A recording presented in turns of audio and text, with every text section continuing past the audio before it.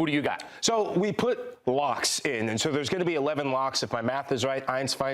11 players on there. We're going to start with the back. We've already highlighted the 3 goalkeepers on there in Nubel, in Baumann, and of course Manuel Neuer. Jonas Erbig could be an alternate to be on the plane as well, but Jonathan Tah, starter for Bayern Munich, definitely in there. Rudiger, you see the name Schlotterbeck, the captain for Dortmund. That ain't going to change. The big one for me is Leon Goretzka. He would have been a player that I would have actually thought maybe fighting for his place, but because he has just such an outstanding relationship, and sometimes it's who you know, not what you know or what you can do in football, that helps you on the international scene. Musiala and Florian Wirtz, they are the wonder kids. They are the hope and the future of German football, probably the present as well. Kai Havertz showing it's not 60 million down the drain for Arsenal, but also he could be the difference. Healthy finally.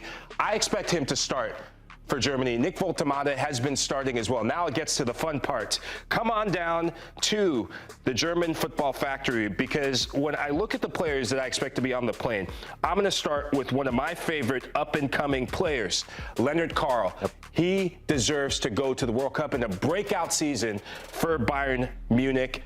Expect to see him there. He could be an impact sub, made his debut in the March window. Another player is Deniz Undav. Yeah.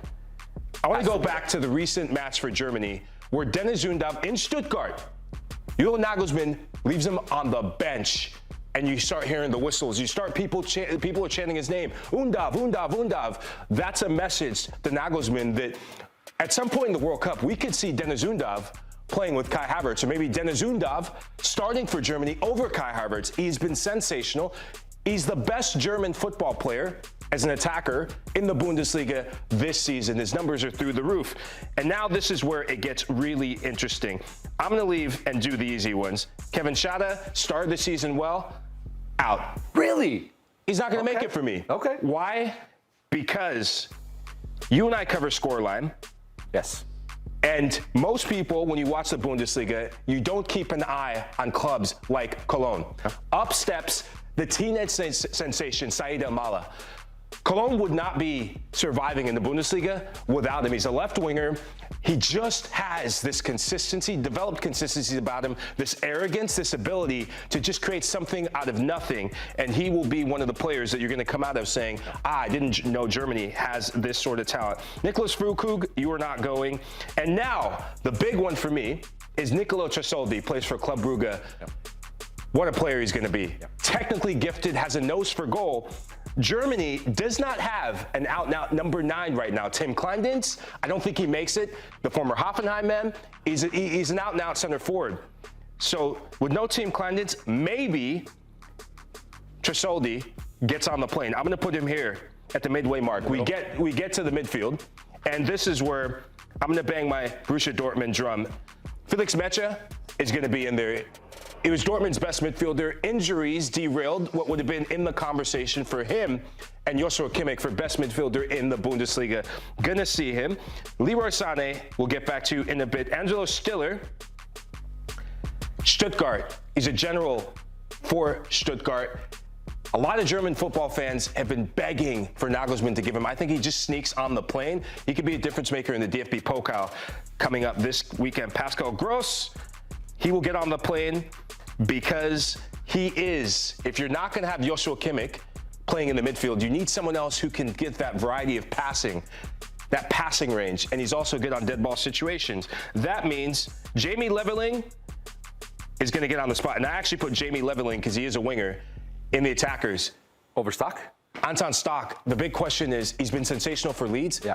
Picked up an injury against Brighton. So and we don't know what the recovery is, but last time when I watched players get stretchered off in big matches, weeks before a World Cup, that ain't a good sign. All right, you got 5 more spots here, Lahoud. Okay, 5 more spots. Waldemar Anton, come on down. You're going to a World Cup.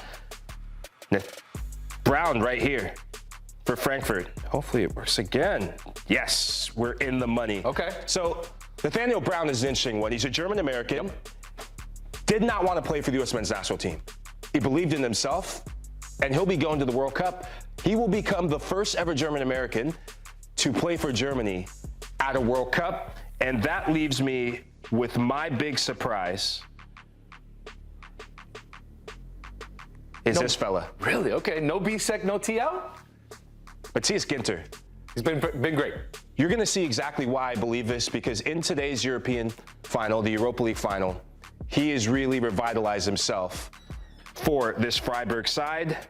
2 more, Lahoud. Up steps Malik Tal. Good. I think he's been serviceable. And then that leaves me with this. Leroy Sané, I was so tempted to put him in and get him to a World Cup. But because Germany need an out-and-out striker, I think Tresoldi gets in. And Leroy Sané is going to be watching the World Cup. My big thing is seeing how German fans just aren't having him. It's time to move forward. I just think being booed at Stuttgart, at some point, if you're Nagelsmann, you're gonna have to decide between Sané or Lamela. I would go to Lamela. Just me. There are some reports that Argentina has been in touch with Tresoldi as well. He does have opportunities to play for both national teams. I'm shocked that Schade is off for you. Yeah. I don't have a problem with Leroy Sané being left off. I think it's sad from a player who has so much talent, but I just think he hasn't been at that level. The German fans clearly aren't very happy with him right now. So I'm okay with this decision. Couple of ones that I'm not too sure about. I like Thiago. Bisek is a tough one. Schade for me should be on that plane. And if you're looking at these forwards, Deniz Undav for me probably should be starting at that number 9. You look at that team that Mike put out there. What are your thoughts? What do you have any objections to this? Is anybody missing from this squad? Rafa, there's only one answer. It's 9. No. I think the squad is very similar to the one that Julian Nagelsmann will announce tomorrow. You mentioned the goalkeeping situation. It's quite intriguing. We all expect Manuel Neuer to be there and to be his number 1, but there's a question mark about Jonas Urbik. Will he come as a 4th keeper? And if so, will he actually take a squad, or will he come sort of almost as a backup in case somebody gets injured? Because with goalkeepers, you can, of course, still change your roster later on as an exception. So that's going to be interesting. I think one player that I haven't seen, unless I'm missing him, who I think will definitely be in there, is Tom Bischoff. Bischoff is going to be there because he can play in midfield. He's very similar to Joshua Kimmich, and maybe one day his successor at Bayern, especially if Nagelsmann wants to stick with Kimmich on the right. That frees up another midfield spot. But more importantly, perhaps, he can be a backup. He can be a backup as a left back, where Germany don't really have many options apart from David Raum. So I think he'll be on the plane as well. And then with Sané, it's a question almost of belief. Do you believe that Sané can do what he did for Bayern occasionally, for Germany occasionally? Or do you look at him as somebody who's been inconsistent, who doesn't always seem to have the right application? I have a feeling he will be in the squad for the main reason that, with the exception of El Mala, who's still very, very a novice player and untested, Germany don't have any natural width. Karl is an inside-out forward on the right-hand side. Wirtz and Musiala can play there, but they're not wingers. Sané is the only winger in the absence of Serge Gnabry. So I think for that reason alone, he'll be in the squad as well. Rafa, we look at potential snubs, and these are some of the names that we're projecting. Which would be the biggest snub on that list or your list? And also on the back end, which are some surprise names that you might like to see, or we might be seeing at the World Cup? I can think of maybe Brian Gruber. Yeah, Brian Gruber, I think his season just hasn't been impressive enough. He struggled at Brighton. He hasn't really done that much in his loan spell in the Bundesliga. So I think he's got a small chance of making it. There's a bigger claim, I think, for Bayer. He's been really good for Dortmund in recent weeks, can play either side or the flank. And he's a winger. He brings a bit of pace. So maybe he has an outside shot. Otherwise, I think Angelo Stiller might have sort of if he does get left out, might feel a little bit aggrieved, because he's been the linchpin for a very, very good Stuttgart side who might yet win a trophy, who have qualified, of course, for the Champions League yet again. He's very similar to the other players and perhaps not quite as good as them. But if he does miss out, I think it's a shame, because Nagelsmann only, I think a couple of years ago, tipped him to be one of his starters and sort of said he's going to be a really important player for me. But Nagelsmann, as we know, as you mentioned, has a habit of changing his mind.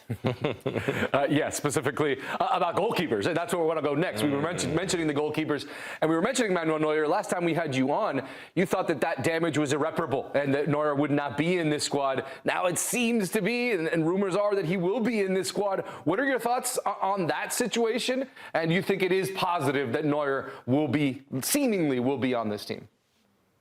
Yeah, I mean, months ago, I would have thought it was impossible, as you said, because of that split. But the German FA have, through middlemen, reached out to Neuer, have sounded him out, have seen if there's a chance for reconciliation, and if the lure of another World Cup might sort of outweigh his misgivings and problems that he might feel about Nagelsmann and when they worked together at Bayern, which wasn't that successful, certainly not from Neuer's point of view. And Neuer's up for it.